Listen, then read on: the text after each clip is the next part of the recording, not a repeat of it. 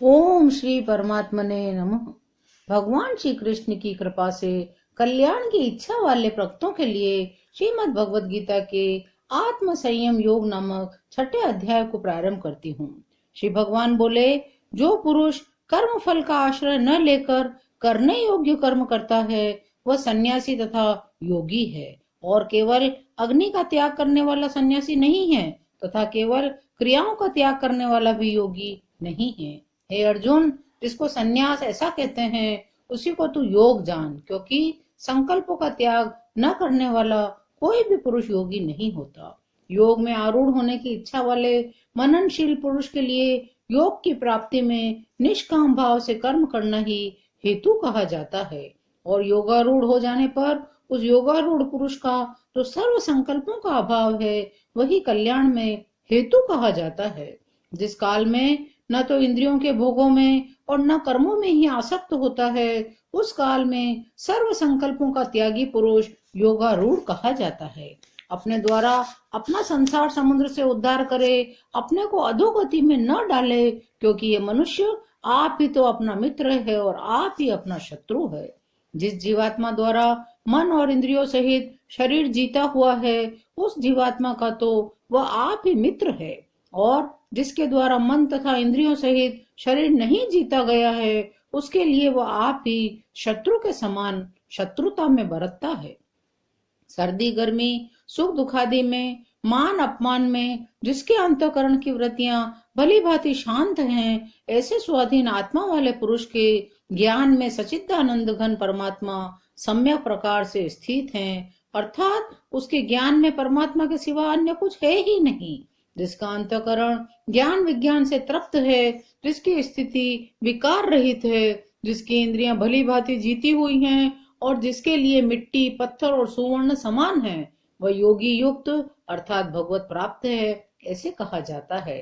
सुहृदय, स्वार्थ रहित, सबका हित करने वाला, मित्र वैरी उदासीन पक्षपात रहित, मध्यस्थ दोनों ओर की भलाई चाहने वाला, देश्य और बंधु गणों में धर्मात्माओं में पापियों में भी समान भाव रखने वाला अत्यंत श्रेष्ठ है।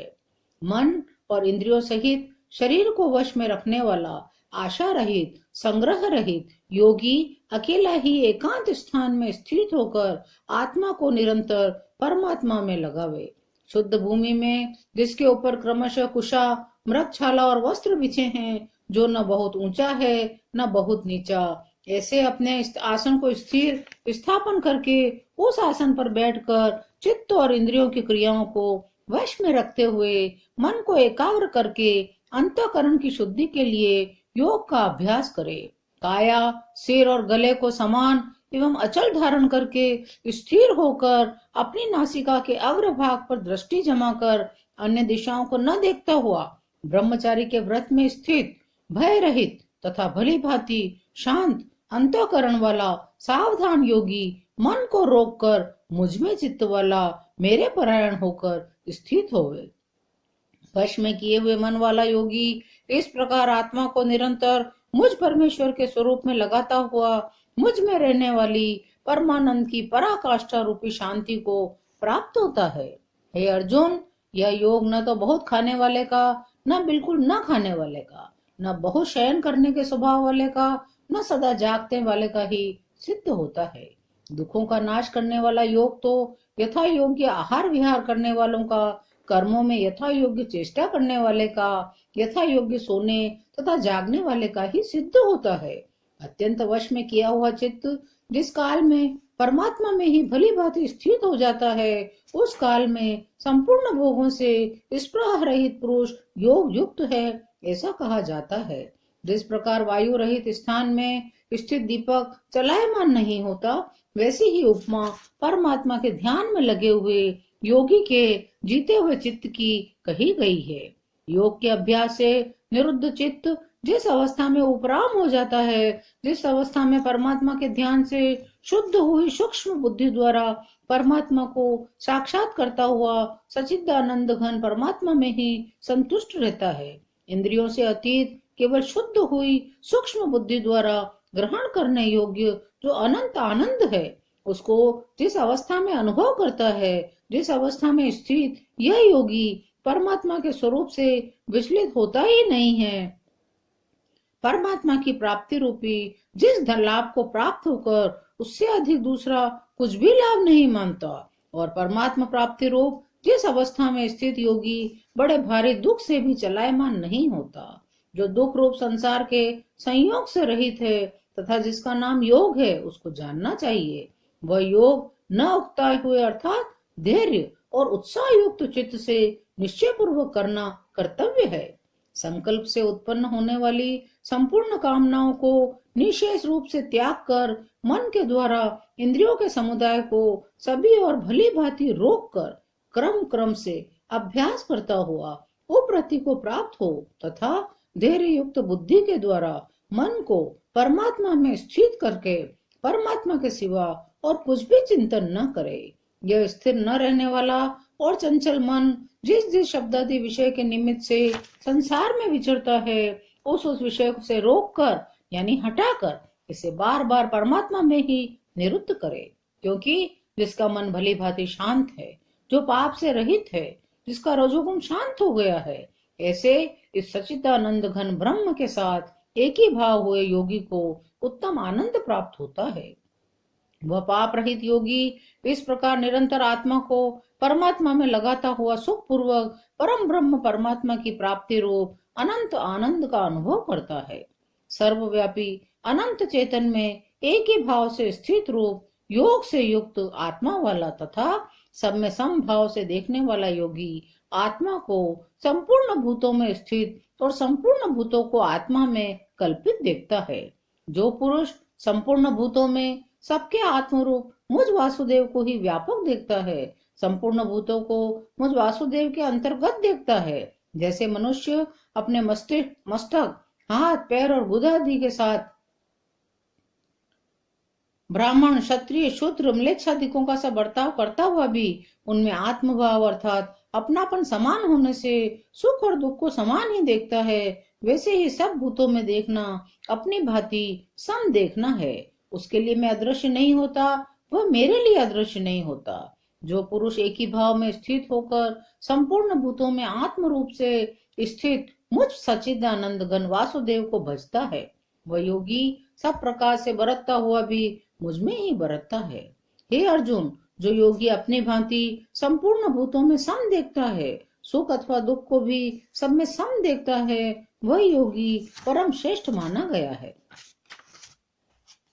अर्जुन बोले, हे मधुसूदन, जो ये योग आपने समभाव से कहा है, मन के चंचल होने से मैं इसकी नित्य स्थिति को नहीं देखता हूँ। क्योंकि हे कृष्ण, यह मन बड़ा चंचल प्रमथन स्वभाव वाला, बड़ा दृढ़ और बलवान है, इसलिए उसका वश में करना मैं वायु को रोकने की भांति अत्यंत दुष्कर मानता हूँ। श्री कृष्ण भगवान बोले, हे महाबाहो, निसंदेह मन चंचल और कठिनता से वश में होने वाला है, परंतु हे कुंती पुत्र अर्जुन, यह अभ्यास और वैराग्य से वश में होता है। जिसका मन वश में किया हुआ नहीं है, ऐसे पुरुष द्वारा योग दुष्प्राप्य है। वश में किए हुए मन वाले प्रयत्नशील पुरुष द्वारा साधन से उसका प्राप्त होना सहज है, यह मेरा मत है।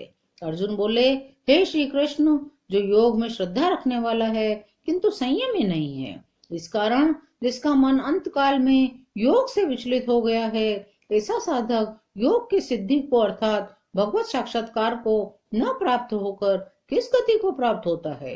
हे महाबाहो, क्या वह भगवत प्राप्ति के मार्ग में मोहित और आश्रय रहित पुरुष छिन्न भिन्न बादल की भांति दोनों ओर से भ्रष्ट होकर नष्ट तो नहीं हो जाता? हे श्री कृष्ण, मेरे इस संशय को संपूर्ण रूप से छेदन करने के लिए आप ही योग्य हैं, क्योंकि आपके सिवा दूसरा इस संशय का छेदन करने वाला मिलना संभव ही नहीं है। श्री भगवान बोले, हे पार्थ, उस पुरुष का न तो इस लोक में नाश होता है न परलोक में ही, क्योंकि हे प्यारे, आत्मोद्धार के लिए अर्थात भगवत प्राप्ति के लिए कर्म करने वाला कोई भी मनुष्य दुर्गति को प्राप्त नहीं होता। योग भ्रष्ट पुरुष पुण्यवानों के लोकों को अर्थात स्वर्ग आदि उत्तम लोकों को प्राप्त होकर उनमें बहुत वर्षों तक निवास करके फिर शुद्ध आचरण वाले श्रीमान पुरुषों के घर में जन्म लेता है, अथवा वैराग्यवान पुरुष उन लोकों में न जाकर ज्ञानवान योगियों के ही कुल में जन्म लेता है। परंतु इस प्रकार का जो यह जन्म है तो संसार में अत्यंत दुर्लभ है। वहां उस पहले शरीर में संग्रह किए हुए बुद्धि संयोग को अर्थात समबुद्धि रूपी योग के संस्कारों को अनायास से प्राप्त हो जाता है। हे कुरुनंदन, उसके प्रभाव से वह फिर परमात्मा की प्राप्ति रूपी सिद्धि के लिए पहले से भी बढ़कर प्रयत्न करता है। श्रीमानों के घर में जन्म लेने वाला योग भ्रष्ट पुरुष पराधीन हुआ भी उस पहले के अभ्यास से ही निसंदेह भगवान की ओर आकर्षित किया जाता है तथा समबुद्धि रूप योग का जिज्ञासु भी वेद में कहे हुए सकाम कर्मों के फल को उल्लंघन कर जाता है। परंतु प्रयत्न पूर्वक अभ्यास करने वाला योगी तो पिछले अनेक जन्मों के संस्कार बल से इसी जन्म में संसिद्ध होकर संपूर्ण पापों से रहित हो फिर तत्काल ही परम गति को प्राप्त हो जाता है। योगी तपस्वियों से श्रेष्ठ है, शास्त्र ज्ञानियों से भी श्रेष्ठ माना गया है। सकाम कर्म करने वालों से भी योगी श्रेष्ठ है। इसलिए हे अर्जुन, तू योगी हो।